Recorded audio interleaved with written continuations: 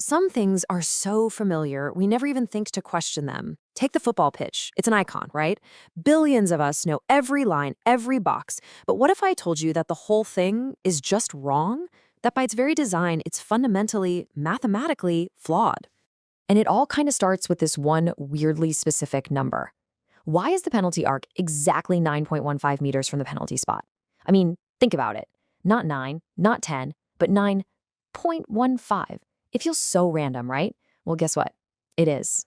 The answer, according to the sources we're looking at today, is something they call numerical chaos. And really, that's the perfect name for it.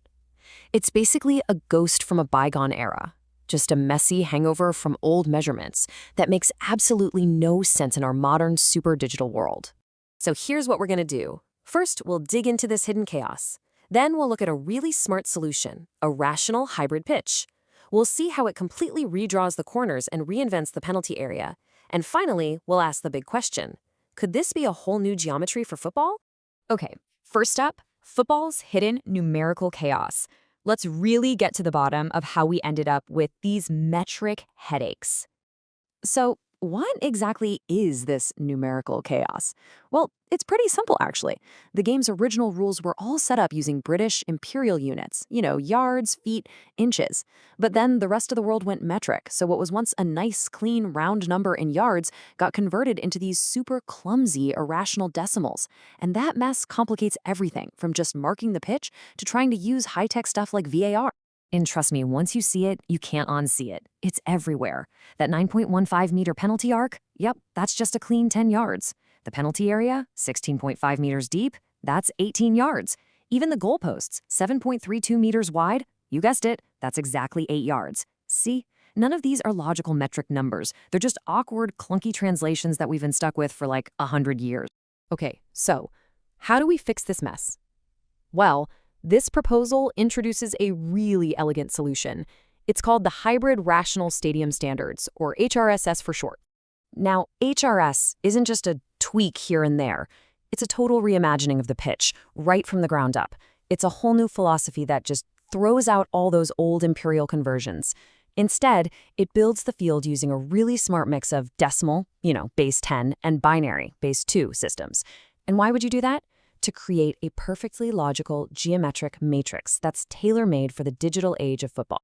So, how does it actually work? Well, check this out. The length is built on a nice, clean 100-meter decimal axis, making the total 104 meters. Simple. The width, though, this is clever. It uses a 64-meter binary core. Now, why 64? Because it's 2 to the power of 6, which gives digital tracking systems like VAR maximum stability. It's just solid. And to top it all off, every single line on the pitch is standardized at exactly 10 centimeters. Perfect for computer vision. But here's where it gets really interesting. Let's see how this whole new philosophy totally transforms something as basic as a corner kick. Okay, so forget that sharp 90-degree corner. The HRSS pitch replaces it with a big 2-meter radius quarter circle arc. Now, the ball doesn't go right into the corner anymore. No, it's placed on what's called a lock line, which is 1 meter along that new arc. So what's the result? The ball is now a whole 3 meters away from where the old corner used to be. This creates what the designers call an ergonomic comfort zone for the player taking the kick. No more tripping over the flag. But listen, this is way more than just making it easier to take a kick. It actually changes the rules of the game in that spot. Right now, if the ball goes over any part of the end line, it's a corner or a goal kick. Simple. But with HRSS, that new 2-meter corner arc, it's now officially part of the touch line. You know what that means? If the ball goes out of play over that curved part, it's a throw-in. A corner kick only happens if the ball crosses the flat part of the goal line. Just think about the new tactical possibilities that opens up for teams. Okay, if you thought the corners were a big change, wait till you see the penalty area. This is where the redesign gets really dramatic. We're talking about getting rid of the boxes completely and replacing them with these beautiful, rational arcs. That's right, the boxes are gone. Poof. Instead, you have 2 simple, concentric semicircles, both centered on the goal. The inner arc, that's the new goal area, it has a clean 10-meter radius. The outer arc, the penalty area, has a 20-meter radius. Nice and simple. And the penalty spot? It's not a spot anymore, it's a lock line. And it's placed right at the peak of that inner 10-meter arc. And this simple change has a huge impact on the game. By switching from that old rectangle to this new 10-meter semicircle, the goalkeeper's protected area, it goes from about 101 square meters to almost 157. That is a massive 55% increase in the keeper's protection zone. That's a real game changer for goalkeepers. And the design is just so much cleaner. Think about it. The penalty spot is at 10 meters, the edge of the penalty area is at 20 meters. That gives you a perfect 10-meter gap, a natural barrier that automatically keeps players the right distance away. And because of that simple, elegant geometry, that awkward D that we have now, you don't need it anymore. It's totally redundant. And they didn't stop there. Even the goalposts get a rational upgrade. The dimensions are rounded to a clean 8 meters by 2.5 meters high. And get this, the sharp corners where the posts meet the crossbar, they're softened with these gentle quarter-circle arcs. It's a small change, but it makes ball rebounds more predictable and, more importantly, it makes it much safer for players who might collide with the frame. So, when you put it all together, what does it look like? Let's do a quick side-by-side to really see the scale of this whole transformation. I mean, look at these numbers. The impact is just undeniable. The keeper zone is up by 55%. The space you have to take a corner kick, it's up by a whopping 300%. The penalty spot moves to a logical 10 meters, fitting perfectly with the new arcs. And that ridiculous 9.15 meter barrier, it's now a clean, natural 10-meter gap. It's like every single change takes one of those chaotic, historical numbers and replaces it with something clean, simple, and rational. So what we have here is a complete vision for a football pitch that's actually designed for the 21st century. It's safer for players, it's way better for technology, and it's just geometrically pure. It fixes all these little problems that we've inherited and just kind of ignored for decades. Which really just leaves us with one big final question. Are we, as fans of the beautiful game, ready to trade over 100 years of tradition for perfect logic?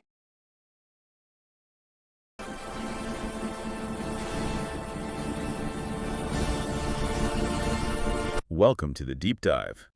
Today we're looking at something that millions of us see every week, but, well, almost no one really thinks about: the actual geometry of a football pitch. And for this deep dive, we've got a fascinating and really radical proposal. It's called the Hybrid Rational Stadium Standards, or HRSS v4.5. Right, and our mission today is to really get to grips with how this proposal from an author named Aydın Tiryaki wants to eliminate what he calls numerical chaos. Which is, the mess that comes from converting old imperial measurements into metric. Yeah, that's where you get these really ugly numbers of 9.15 meters for what was once a clean 10 yards. Exactly. And that awkward math that actually causes problems for today's technology. We're talking VAR, goal line systems, all the digital tracking. So this proposal offers a solution. It synthesizes decimal and binary systems to create a geometrically pure field, one that's basically designed for computer vision from the ground up. It's a complete rethink. Okay, so to really understand this, to get into the mind of the architect here, we have to start with the source material itself. For this deep dive, we're going to begin with a full reading of the proposal. It's dense, but hearing the blueprint in its entirety is, I think, essential before we can start pulling it apart. So, let's begin. A rational revolution in football geometry. Hybrid Rational Stadium Standards, HRSS v4.5. Section 1, Introduction. The current Fédération Internationale de Football Association, FIFA standards, are based on historical imperial units, leading to irrational metric conversions that create numerical chaos. This proposal introduces a hybrid rational model, synthesizing decimal and binary systems to create a geometrically pure and technologically optimized playing matrix. I see. Section 9, Appendix. Master Comparison and Area Analysis Table, HRSS v4.5 versus FIFA standards. Yes. Okay, so as you just heard, that is a very dense and prescriptive blueprint. It is. It's a manifesto for mathematical purity in sport. So let's start unpacking it piece by piece. The first thing that really jumps out is the new foundation, the actual size and shape of the pitch. How do you replace all that historical baggage? Well, the proposal, as we heard in Section 2, builds the whole thing on two completely rational numerical systems. First, for the length, it's simple, a clean 100-meter decimal axis. Nice and simple, but the width, that's where it gets interesting. It's not decimal. No, it's binary. The core width is set at exactly 64 meters. And 64 is, what, 2 to the power of 6? 2 to the power of 6, and that is a very deliberate choice. It's a nod to the digital age. So why is that specific number, 26, so important Why not just around 60 or 70 meters? It's all about computational stability. You have to think about the systems trying to track the ball, trying to make an offside call down to the millimeter. In computer vision, measurements based on powers of 2, like 64, they process more cleanly, they minimize rounding errors. Ah, so it makes the data stream more stable. Exactly. You're building a pitch that speaks the native language of the computers that are officiating it. So you have this 100 by 64 meter core, and then the proposal adds what it calls a modular frame. Right, a simple 2-meter frame on all 4 sides. So that brings the final certified dimensions to 104 meters long and 68 meters wide. It's clean, it's modular, no more weird fractions. And even the lines themselves get standardized for the tech. They're all set at a constant width. A constant 10 centimeters. And again, that's not arbitrary. The source text is really clear that this gives every camera and every sensor a perfectly calibrated, sharp reference point. The whole pitch becomes a kind of analytical grid. That's a perfect way to put it. Okay, let's move to the corners, because this is where the geometry gets, I think, really revolutionary. The 90-degree corners are just gone. Gone. Replaced with quarter circle arcs that have a 2-meter radius. Tiryaki calls it the corner revolution. And the goal is to improve the quality of the restart by getting rid of physical interference. So how does a player actually take a corner kick in this new curved space? Where did they put the ball? That's what the 3-meter rule is for. There's a lock line marked 1 meter along that arc, and that's where the ball goes. If you measure from the old virtual corner point, the ball is now exactly 3 meters away. 3 meters. Sounds small, but looking at the appendix table we just heard, the impact is huge. The kicking space available to the player increases from about 0.78 square meters to over 3.14. It's a 300% increase in space. That's massive. It is. It's an ergonomic change. The corner flag is no longer in the way.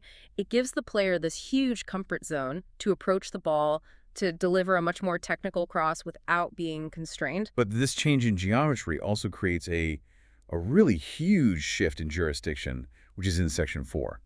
And this, I think, is where tactics get interesting. This is probably the most controversial part of the proposal. Under HRSS, that entire 2-meter corner arc is considered part of the touchline's jurisdiction. Which means? What, exactly? It means if the ball goes out of play over that curved section, it's a throw-in, not a corner kick. Wait a minute. So if my team fights to get the ball deep into the corner and a defender desperately clears it behind the goal line, but it goes out over that arc. It's your throw-in. That feels like a downgrade. A corner is a huge scoring opportunity. A throw-in is, well, it's a throw-in. Isn't that just rewarding the defending team for a last-ditch clearance? The author's argument is that it actually encourages more creative and expansive restarts. The idea is that teams get trapped in that corner. This rule gives the attacking team a way to escape that pressure cooker with possession, using the throw-in to reset their attack along the side, rather than just lumping a ball into the box. So it's a trade-off. You lose the direct goal threat of the corner for maybe better tactical flexibility to keep possession. Precisely. It's designed to prevent the ball from getting stuck in that defensive dead end. And then the goal line itself is just simplified to be the flat part between the 2 new corner arcs. Super clear. Okay, let's pivot from the corners to the other end, the goal itself and the penalty area, because the rectangles are gone here too. It's all curves now. Yes. Section 5, the rational goal design. First, the size. The old awkward 7.32 by 2.44 meters is out. More imperial leftovers. Gone. The new goal is a rational 8 meters wide. That's 23, another binary number, and 2.5 meters high. A bigger, cleaner target, but they also put curves on the goalposts themselves. As a safety feature, the joints where the posts meet the crossbar are softened with these half-meter radius arcs. It's partly to reduce injuries, but it's also about rationalizing the physics of a rebound. A ball hitting that joint becomes more predictable. And then moving out from the goal, the old 6-yard box, the goal area, is replaced by this huge semicircle. A massive semicircle. This is the inner arc, and it's the goalkeeper's new zone of absolute protection. It has a 10-meter radius. So what does that do in practice? The appendix said it expands the keeper zone by 55%. It goes from around 101 square meters to nearly 157. It's a monumental increase. 55%. That has to change the balance of power on set pieces, doesn't it? That seems to give a huge advantage to the defense. That's the debate for sure. The proposal defends it as a safety measure, giving the keeper much more room to command their area and claim crosses without dangerous collisions.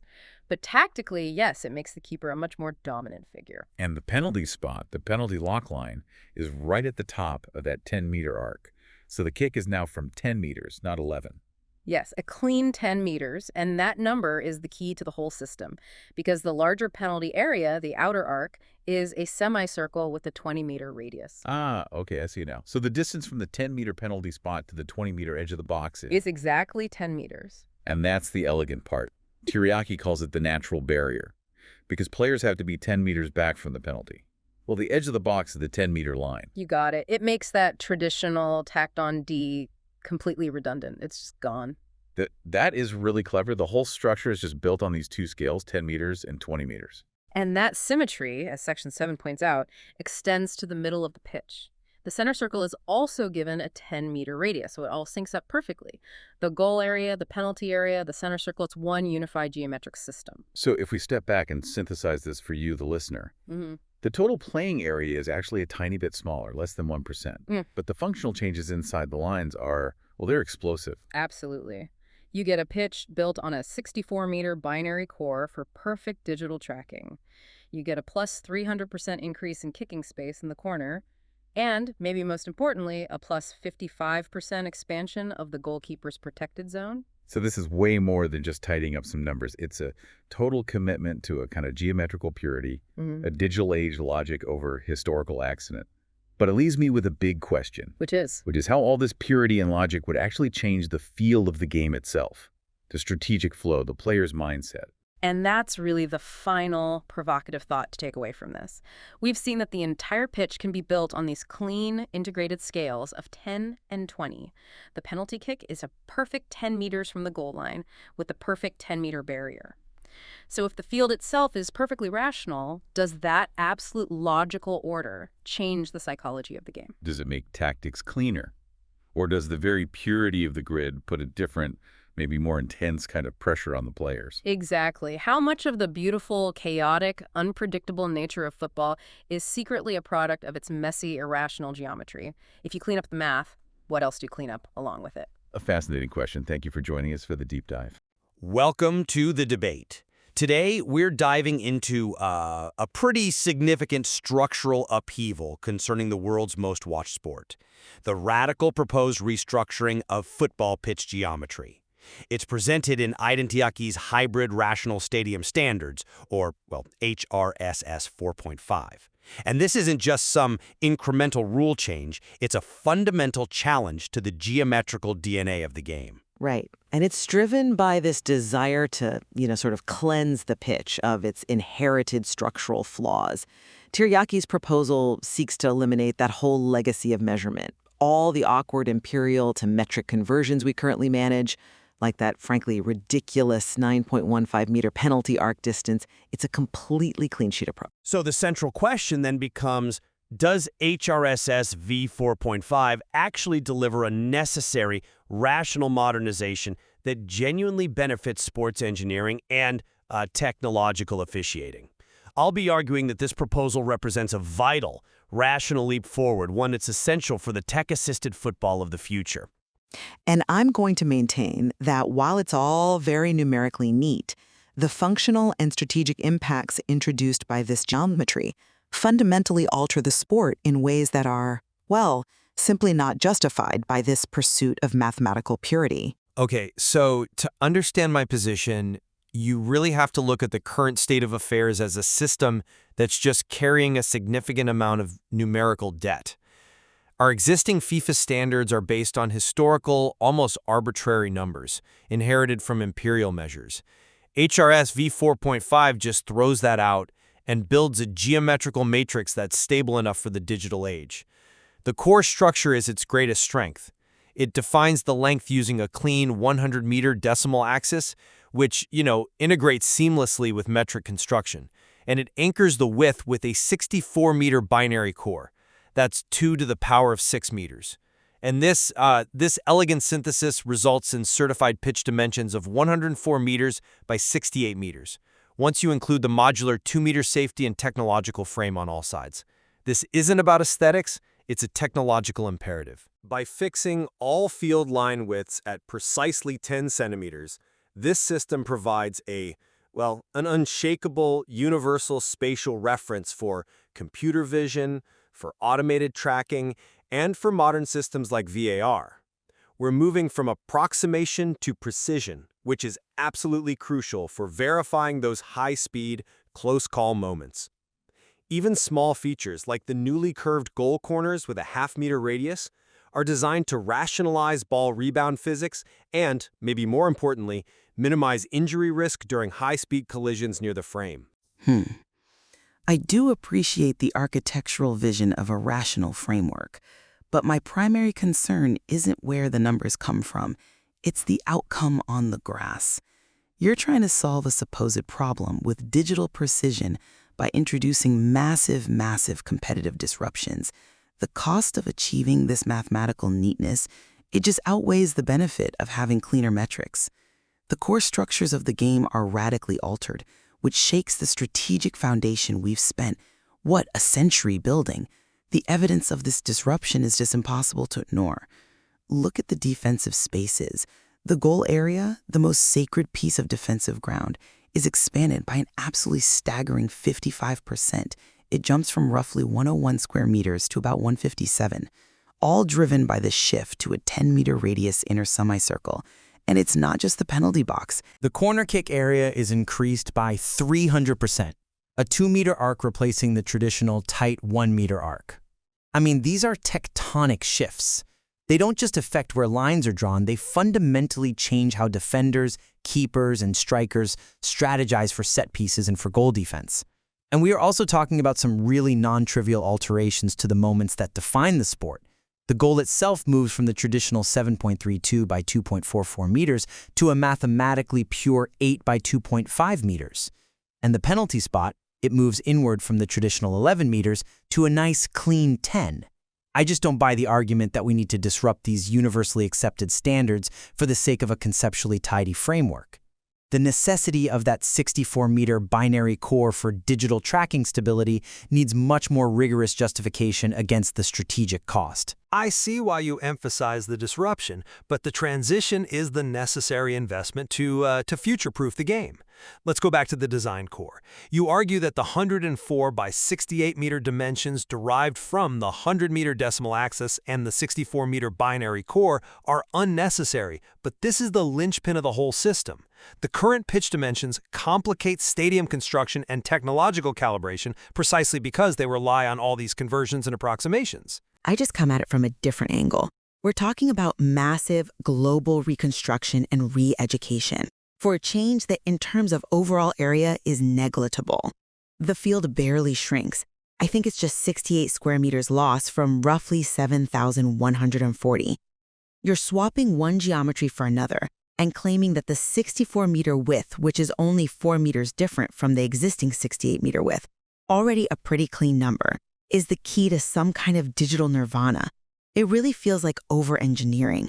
It's prioritizing the neatness of the concept over practical necessity, especially since VAR and existing tracking systems, imperfect as they are, they still function. Wait, hold on a second. The utility isn't in the overall area, which you correctly note is similar. The utility is in creating a perfectly modular reference frame. Let me explain why that 64-meter binary core actually matters for the technology you just mentioned. Computer vision and sensor tracking systems, the technology that powers VAR, they process data in powers of 2. When we rely on imperial-derived fractions and awkward metric conversions, the system is constantly having to round or interpolate, which introduces spatial latency and potential error into the tracking algorithms. By using a 2 to the power of 6 core, we provide the computer system with clean, integer-based spatial anchors. This provides immediate, undeniable precision, especially when you combine it with the fixed 10-centimeter line width. That is a compelling point, I'll give you that, regarding the internal processing efficiency for the hardware. But if the benefit is mostly invisible, a marginal reduction in spatial error for the computer, should that radically alter the competitive experience for the human beings on the pitch? The entire pitch geometry now operates on this integrated numerical scale of 10 and 20 units, 10-meter center circle, 10-meter inner goal arc, 20-meter outer penalty arc. This coherence is beautiful, yes, but it leads directly to my major objection, the functional consequences. Let's focus intensely on that 55% goal area expansion. Replacing the box with nested semicircles, particularly the 10-meter radius inner arc, drastically changes defensive physics. The keeper's absolute zone of command and protection expands by over half. This fundamentally changes the risk-reward calculus for attacking crosses. Keepers can now claim balls, or at least challenge for them, far outside the traditional 6-yard box area without the same risk of being easily penalized near the perimeter. It just gives the keeper a massive, disproportionate advantage in commanding their territory, and it reduces the effectiveness of deep channel crossing play. I agree the expansion is massive, but I would frame it not as a defensive advantage, but as a standardization of space that benefits player safety and geometric coherence. Think about the set pieces. By moving the penalty spot to a clean 10 meters and setting the penalty area boundary, the outer arc, at 20 meters, we create a natural, symmetrical 10-meter barrier for opposing players during a penalty kick. This creates a natural barrier that is simple, geometrically pure, and it completely eliminates the need for the existing oddly shaped D arc. It just simplifies the design while maintaining the exact required distance rules. It's a rational solution to an inherited geometrical problem that always looked clumsy and arbitrary. That's a powerful simplification of the penalty setup. I grant you that. But have you considered the strategic implications of the 300% larger corner arc? The HRSS v4.5 specifies an R equals 2 meter quarter circle arc, vastly increasing the kicking space. And this change interacts dramatically with the touchline jurisdiction rule, which states that if the ball exits the field over the touchline within that 2-meter arc, the result is a throw-in, not a corner kick. Okay, this drastically alters corner defense and attacking possession. Under the current tight setup, if a team is trapped deep in the corner by a high press, they have very little space to work with.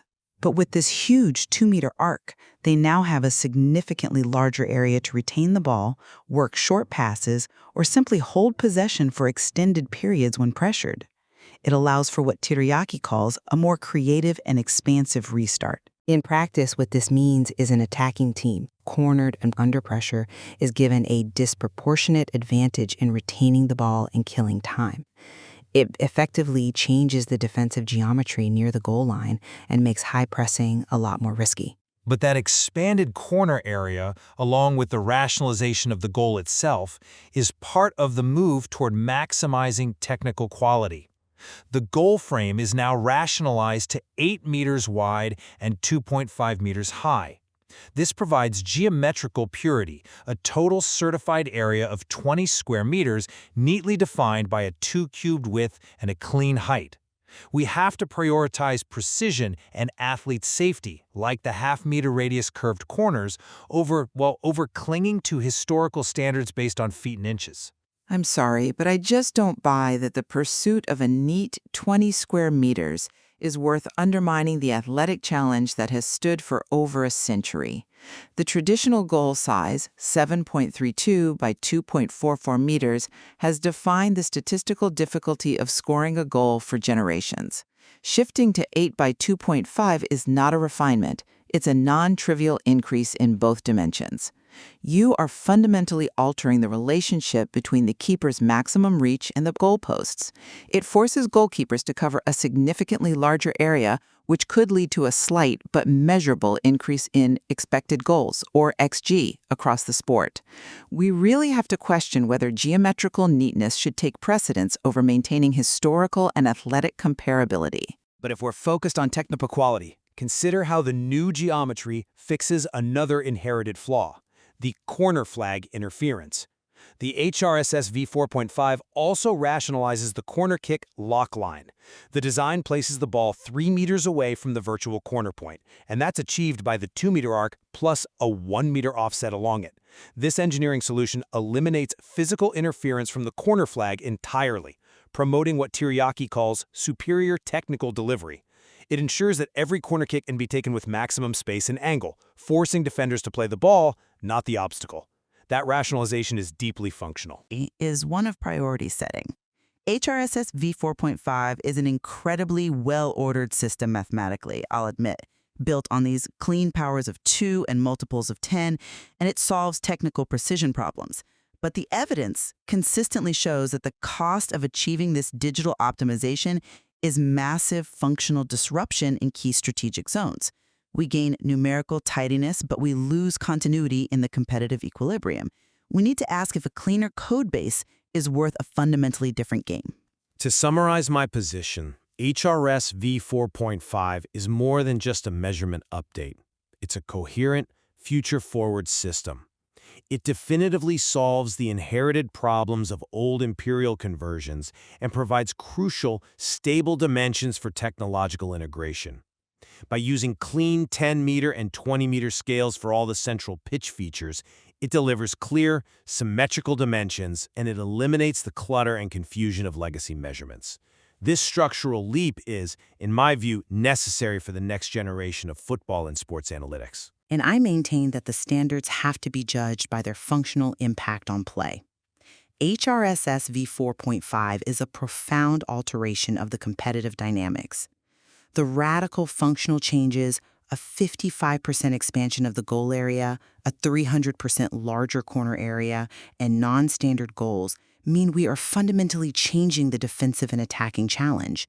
We risk prioritizing numerical purity over the sport's strategic continuity and the historical comparability of athletic achievement. We both acknowledge the remarkable strength of the HRSS design in achieving mathematical purity and modular integration. It's truly impressive engineering. Absolutely. But the crux of the debate hinges entirely on whether the quantifiable gains in rationality outweigh the potential disruption and the loss of historical strategic balance inherent in these significant functional changes. It really forces you to weigh the elegance of the geometry against the competitive upheaval it would necessitate. And there is certainly much more to explore in Tiryaki's detailed proposal and what it all means for athlete training.